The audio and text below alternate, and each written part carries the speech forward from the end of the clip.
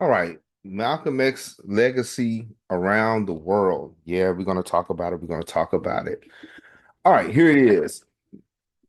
Our brother from Kenya, he said, he asked us in Swahili, he said, Podcast ya Ujumbe ni thabiti na tunashuhudia habari muhimu sasa niliomba link zamas omo ni nje Malcolm X na kazi zake nyingi zina wiza kuja Afrika ili tupate taarifa masa ada wowote uta tham inawa sana. In other words, he said this: the Message Podcast is strong and we are witnessing meaningful information. Now I ask for links to study to know Malcolm X, and more of his works can come to Africa so we can get more information. Any help would be greatly appreciated. Shout out to Kabi Samaj Oja 6802. Shout out to the fam. I'm really excited about this. We're going to get into our own brother, our blood brother, Minister Malcolm X. Um, yeah, let's talk about it. All right, so we're going to talk about Malcolm X's legacy around the world. Number one, we're going to talk about Malcolm X's revolutionary ideology. Then we're going to get into Malcolm X's influence on global movements and Malcolm X's enduring legacy in the 21st century. And we'll answer a few questions. So, Minister Malcolm X remains one of the most influential figures in a global struggle for racial justice and human rights, right? Of course, we know most of us know his story. He was born in Malcolm Little, 1925. He evolved into a powerful leader through his affiliation with the Nation of Islam, or the NOI, and later his activism. His speeches, writings, and ideological evolution shaped movements not only in the United States but around the world. So this is what we're gonna get into it. I'm glad the fam asked the question, and during this Black History Month, I had some other ideas, but what a great way to start Black History Month by talking about the Minister Malcolm X. Let's go.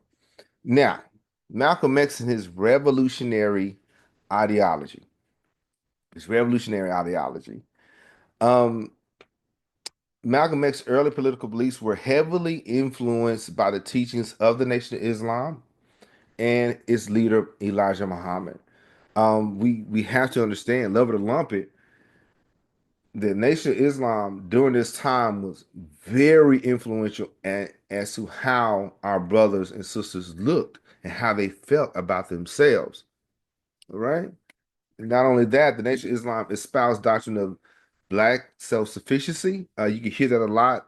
Do for self, separation from white society, and a rejection of racial integration, which Malcolm X initially advocated. Okay, so he pushed for that through powerful speeches and uncompromising rhetoric. He addressed brutal realities of racism, segregation, and oppression in America.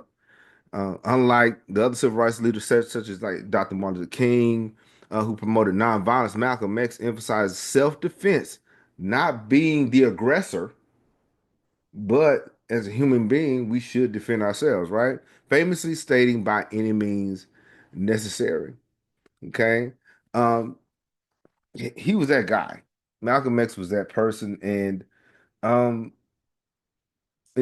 he's an amazing person. And so he did have some ideology that were totally different from the norm.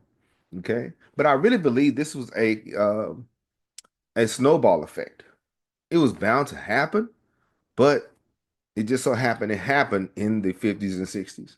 Okay, we had so many other leaders before this, but it was like lightning in a bottle, and here comes Minister Malcolm, right? And so his messages of black nationalism, self-reliance resonated beyond the United States. Um, Many oppressed groups worldwide, particularly in Africa, the Caribbean, and even parts of Europe, found inspiration in his call for dignity and resistance against this systemic racism. Dignity. I heard somebody talk about being dignified and putting going out with your best foot forward, with your head up. You know, yeah, we know the clothes don't make the man, but there are some things that we got to do to assert our authority. So, because believe it or not, I tell the young people all the time, they judge you based on what you have on. Before you even open your mouth, they sizing you up, right? So what's a better way to do it than to come in dress the part, dress ready, dress focused, dress like you're about to take care of business. And that's what they taught the people to do. And I think that we need to kind of get back to that. Uh, get back to wearing coat and tie. As a teacher, yeah, there's been times I got away from it, but most of the time I'm wearing a bow tie. I'm wearing something dressed up. All right. To let you know that I'm here to teach. I'm here for the business of education, and this is a dignified occasion. Okay, so we should have dignity. Okay, nowadays we have gotten to the point to where dignity and even having the what is the word, self-worth or loving yourself is gone. And you can tell. All right. Oh, don't forget to subscribe. All right, but we're gonna get into this conversation though. But yeah, his critiques of Western imperialism align with the growing anti-colonial sentiments of the 1950s and 60s. During the 50s and 60s, there was a lot of African nations that was gaining their independence from world powers. Okay, so he aligned himself with that.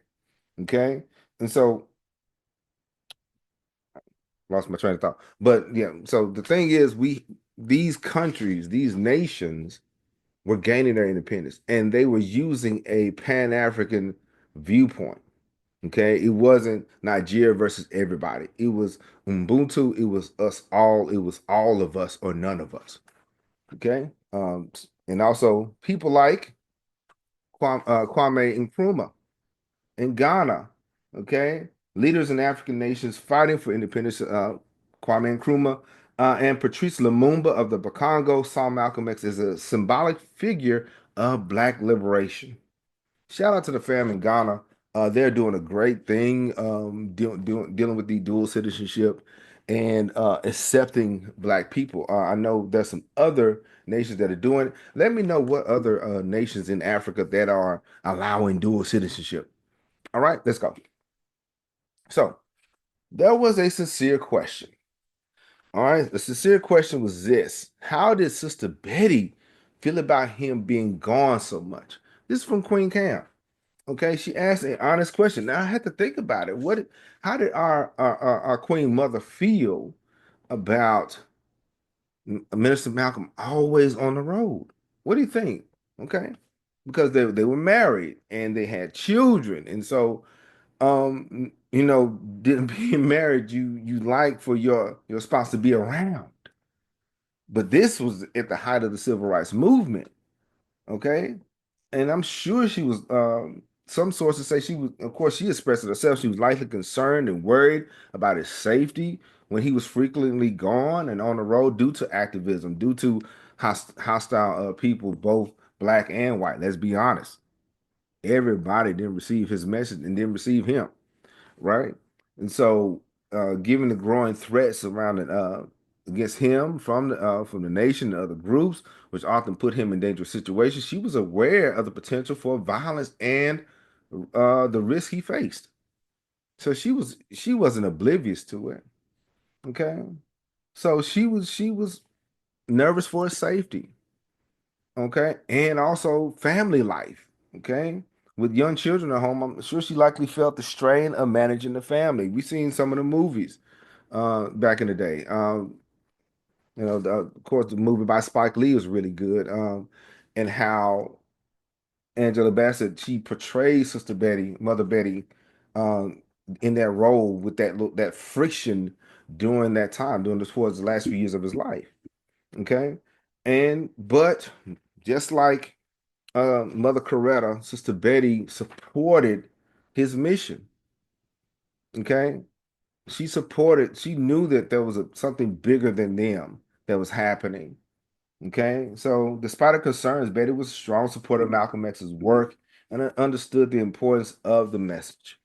So, what do you think? I got a question. I got a question for anybody, ladies and gentlemen. How would you feel if your significant other or your spouse was put in that situation? Comment below. Let me know. Okay, before you do it though, before you comment, subscribe. But let me know, how would you feel um, if your spouse, your significant other, the love of your life, is faced with this, having to deal with the struggles of the day, the issues of the day, whatever it is. Okay, what do you think? Tell me. Let's continue. So, Malcolm's ideological transformation began, I think, and many other people, when reading his work, reading his autobiography, I think his ideological, his mind state changed after his pilgrimage to Mecca in 1964, where he experienced a more inclusive and diverse form of Islam. Okay. Um, he saw something different. He rejected racial separatism of the Nation of Islam and embraced Sunni. Okay. Of course, Yahya Shabaka, he can really go into detail about that as far as that goes. But um, he realized that the world is bigger than Harlem. The world is bigger than Detroit. And I challenge you guys to travel, to see other places, to see other parts of the world, and your whole worldview will change. Just by us going to the Dominican Republic last summer, I saw something different. All right. Do some traveling, okay? So he advocated for racial unity and a broader fight against oppression, right? Um, this shift broadened his appeal and allowed his message to transcend racial lines. His newfound perspective influenced movements beyond America, particularly in most post-colonial African nations among marginalized communities globally. And he also took a trip. He also I don't know for sure. I don't know which one it was, but I know he did link up with some brothers in Cuba. Okay, I just don't. I don't. The name escapes me, but y'all let me know. He did talk to some brothers in Cuba. Now, Malcolm X's growing Pan-African ideology became a defining aspect of his later years. Remember, Pan-African is not just say one group of black people in one part of the world, but it was focused on all the black people all over the world. Pan-Africanism. Okay, check it out. Now he recognized the oppression of black people in America was intrinsically linked to the struggles of African nations emerging from colonial rule, right? So he argued that black Americans needed to establish ties with African nations. Malcolm X did that. He, I need to say that again. He argued that black Americans needed to establish ties with African nations to build a global coalition against white supremacy and neocolonialism. So it wasn't one group of people trying to do it all. It was one group of people trying to connect with another and then another to make things happen, to make things work. That's what it's about. Okay, group effort, right? Group cooperation. So his speeches increasingly emphasize the need for black people worldwide to unite politically and economically, fostering self-determination outside of Western influence. Outside of Western influence. So he had to realize that this thing was, once he got outside the United States, he realized that this thing was bigger. Just like when Martin Luther King, towards the end of his life, I think, shout out to Brother Mo, he asked about MLK, but when Martin Luther King, towards the end of his life, where's the book? Here it is. Check this book out. I know this is not in my thing, but Malcolm, not at the bottom, but Malcolm, Martin and Malcolm and America, The Dream or Nightmare by James Cone. That is a good book. Check it out. Oh, I dropped it. All right. So, but slipped out my hand. But Martin Luther King, towards the end of his life, when he left Atlanta and moved up north to Chicago, he realized that racism hit different in the north than it was in the south. Okay. And so when you get outside of the world that you're in, you see things differently. Okay. So so he recognized that oppression was happening everywhere and anywhere. And so we have to get to the point of being okay with talking to our friends and family around the world. Okay. And so we have to do that like he did transnational movement. With that transnational movement, Malcolm X laid a foundation for a broader Pan-African consciousness that continues to influence discussions in on Black identity and liberation today. So before I get to that question, by the time of his assassination, unfortunately, in 1965, Malcolm X evolved into a global figure advocating for human rights, dignity, and justice for oppressed people and everywhere, not just one state, one area, but everywhere. So his ideological journey from Black nationalism to internationalism, he went from Black nationalism to internationalism. Okay, so he laid the groundwork for future global movements seeking liberation from systemic oppression and neocolonialism. So here's the other question: what would Minister Malcolm X say about today's political climate? Brother Mo, he pushed the button. He asked a question. He said, "What would Minister Malcolm say about today's political climate?" Simply check out his speeches, any one of them. He would tell you how he felt and how he would feel about this climate. Check out the Ballot of the Bullet, the Message to the Grassroots. Any one of them will let you know how he, what he believed and how he felt when it come down to any political situation. If it is not helping the community, if it's not helping the people, no matter who you are, he stood on business. He said, "You're not. If you're not helping us, why are you talking for?" Okay. And of course, Dr. Darden, my principal, he said, "But are we listening?" Shout out to Dr. Darden. He said, "We heard all the speeches, we read all the books, but are we really paying attention? Are we listening to what he's saying?" That's the question. All right. So, yeah, we know what he said, we know what he's done, but are we really paying attention? Or did we just take him for granted? All right. What do you think? Okay. I got a question. Okay. Y'all can comment. What would Malcolm X say? What do you think he would say about today's political climate? All right. Let's go.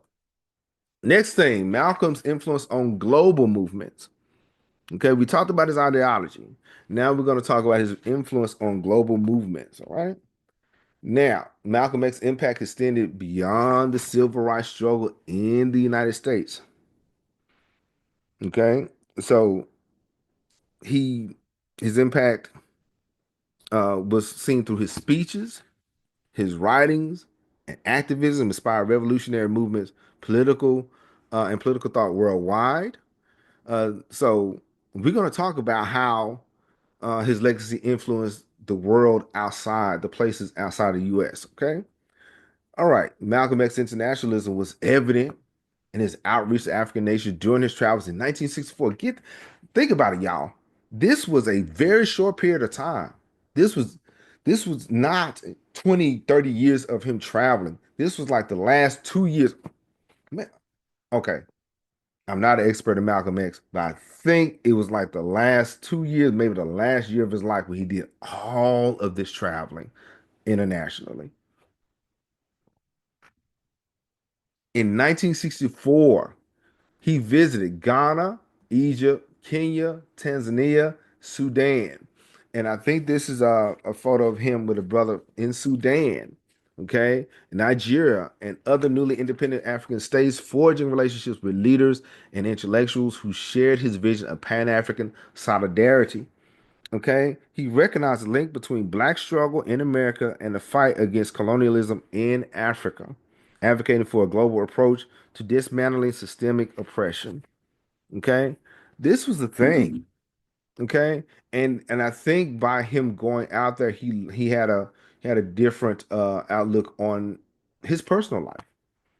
Okay, what do y'all think? Okay, now He recognized the link between black struggle in America to fight against colonialism in Africa.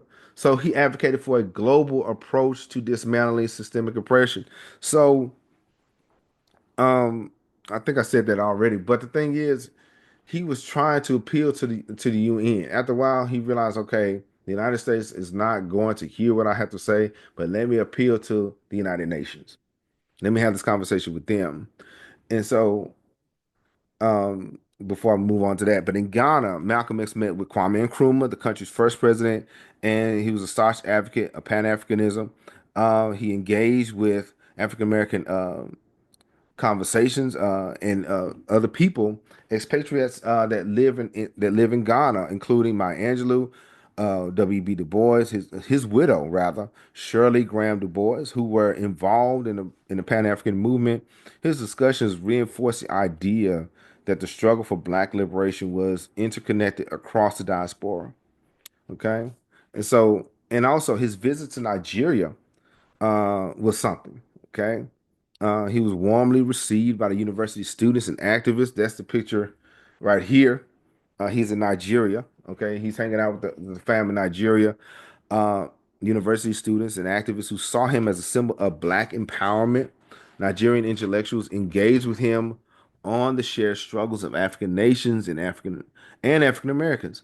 So at this time, there was some kind of understanding, some kind of camaraderie, knowing that the struggle in Africa was very similar to that in America. Why can't we see that now? Why can't we understand that we are all in this together? Okay. Mm. So at this time, he was given the honorary title of Omowale, meaning the child has returned home, by students in the University of Ibadan. This reflected the profound impact his message had on African youth and their aspirations for self-determination. Okay, and so this Malcolm X became a global figure. He wasn't just a civil rights leader; he became a global figure. All right.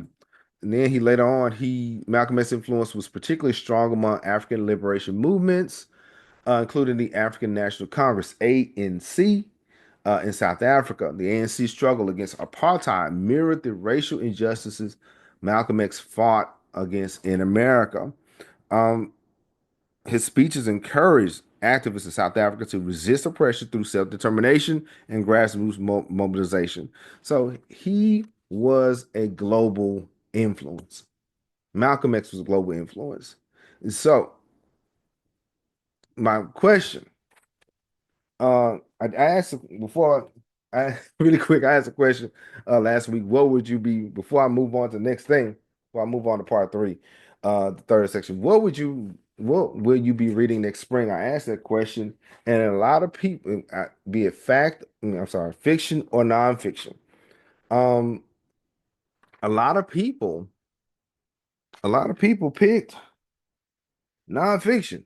Okay, there's a couple of people that pick fiction, but a lot of you guys are serious.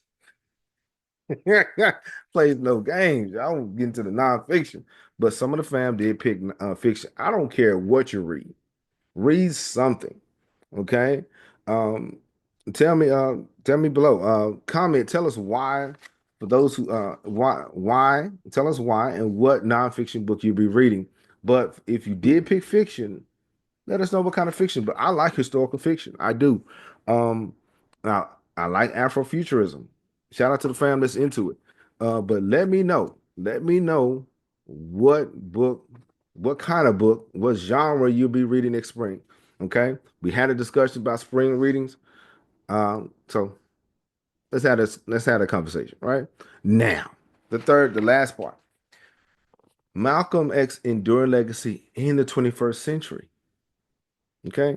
Now, last week I did ask a question: why studying African American history in the 21st century is important. So now we're gonna get into his legacy in this century. Okay. Even decades after his assassination, Malcolm X's legacy continues to inspire movements for racial injustice, equality, self-determination worldwide. So his emphasis on self-defense, self-sufficiency, and global solidarity influenced movements such as Black Lives Matter. Love it or lump it, a lot of these movements in the 80s, 90s, and beyond that was influenced by our Minister Malcolm X. It drew directly from his critiques of systemic racism and police brutality. His insistence on international cooperation remains relevant in contemporary struggles against neocolonialism and economic exploitation. It is not just a physical exploitation we're dealing with. We're dealing with financial struggles right now. We're dealing with um, we're still dealing with why gas prices are higher in the hood than they are in the suburbs. That's economic exploitation. Okay, why food is more expensive in the hood than it is in the suburbs. Okay, you can't tell me it's because of resources or whatever. You can't tell me that because Walmart is the same Walmart. All right, let's go. So beyond activism, I'm sorry, beyond activism, Malcolm X impact is deeply felt around the world even now, right?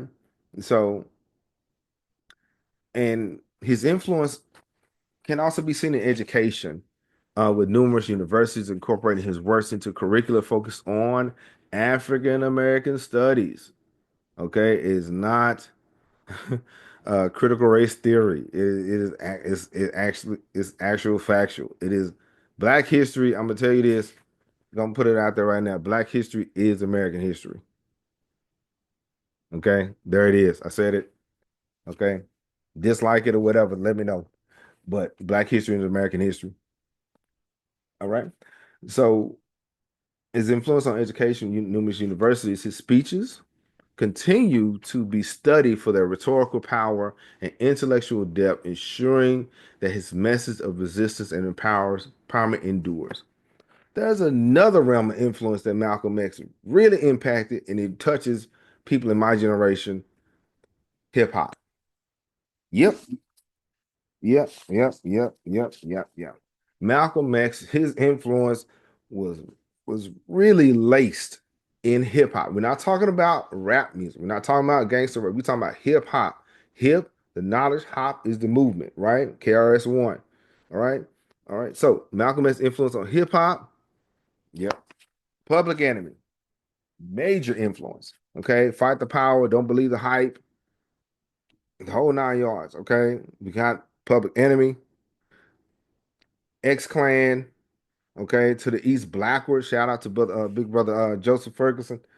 He he he would say that all the time. Okay, X Clan. Okay, okay, Professor X. Okay, years of the nine on the black hand side. All right, Professor X, Queen Latifah, Queen Latifah. All right, in the early days, it was Malcolm X had a heavy influence in some of her rhymes and some of her work. Nas. Okay, yeah, you know it. Okay. Now, if I'm missing somebody, let me know. If I'm missing somebody, y'all put in the comments which rapper or which rap group was influenced by Malcolm X. All right, let's go. Kendrick Lamar. All right. Yeah. K. Dot. He was his work. His some of his rhymes are influenced by Malcolm X, and of course, the greatest there is, Tupac. All right. Tupac, his rhymes was heavily influenced by Minister Malcolm X. You guys let me know what other groups did I miss? Because I know there's a lot of which ones did I miss that were influenced by Malcolm X or those kind of organizations. So his philosophy and empowerment and resistance against oppression resonates in the messages of many conscious rap artists, reinforcing his enduring relevance. Hip hop as a global phenomenon has carried Malcolm X's legacy to new generations. Okay. So just let me know what other hip hop groups were influenced by Malcolm X. Okay. Let me know in the comment. Okay. And also don't forget, tell me how you feel. How would you feel if your significant other was always for the struggle? Okay. All right. Let me know. Don't forget to subscribe. Now, his impact on me. Malcolm X, it was a great.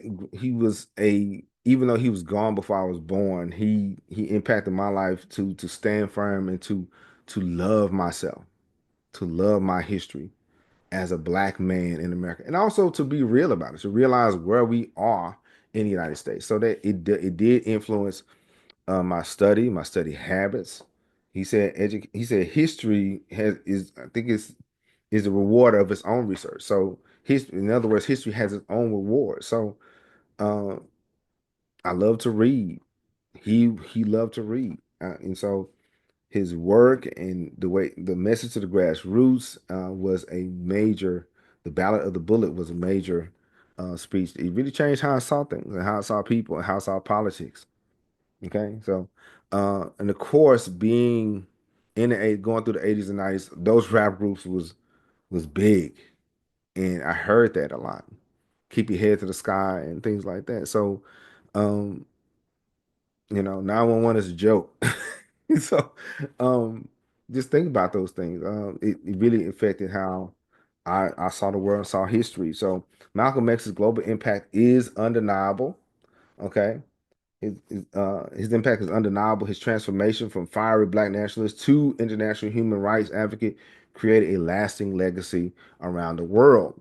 And so, get back to the question now, brother Kabi Samaj, Orja, 6802. He said, now I ask for links to study to know Malcolm X and more of his works can come to Africa so we can get more information. Any help would be greatly appreciated. Now, one of the fam answered the question. As far as that question, okay, one of the fam H Rap Brown's Ghost, shout out to him. H Rap, he responded in the comments. He said, as far as the question about Malcolm X's books, he doesn't really have any books per se. Everything is contextual speeches and a handful of essays, then published by different people, not him. Because once he was gone, a lot of his speeches, works was circulated. And this is as far as I know. If he says if there's a book written by him, he said I don't know about it or may have forgotten. And now it's gonna get real. H Rap said this. He said, I'm team oatmeal, by the way, sugar, butter, blueberry preserves. He said, but he said this though. He said, but if I find out somebody's been putting sugar in their grits, okay, it's gonna be a problem. That's what he said. So the fight continues, but he pushed it further. I got a question. So that being said, I got I gotta go. I gotta do it. Got a question. Salt on grits or sugar on grits? Do you want it salty or savory? What? eh, So let me know in the comment. That's a very important question. Do you put salt on grits or sugar on grits? H Rap wants to know. Okay. Now I'm tell you, Queen Cam says she don't care. She gonna put sugar on her grits. So and so so let me know. Salt on grits or sugar. All right. Let's get it. Now, before we go, there's some books. Of course, Autobiography of Malcolm X by Alex Haley. By any means necessary. These are some of his speeches. Of course, I gotta see that. Malcolm X on Afro-American history. These again are some of his speeches, some of his works, and Dead Are Rising, Life of Malcolm X by Les Payne. Okay, these are some really good ones. All right, so we did talk about Malcolm X and his revolutionary ideology, Malcolm X's influence on global movement, his enduring legacy in the 21st century, and in hip hop, and we answered some questions. All right. So we talked about Malcolm X's legacy around the world. You just got to talk to King Cam Ujumbe Podcast, and I will talk to you later. Peace.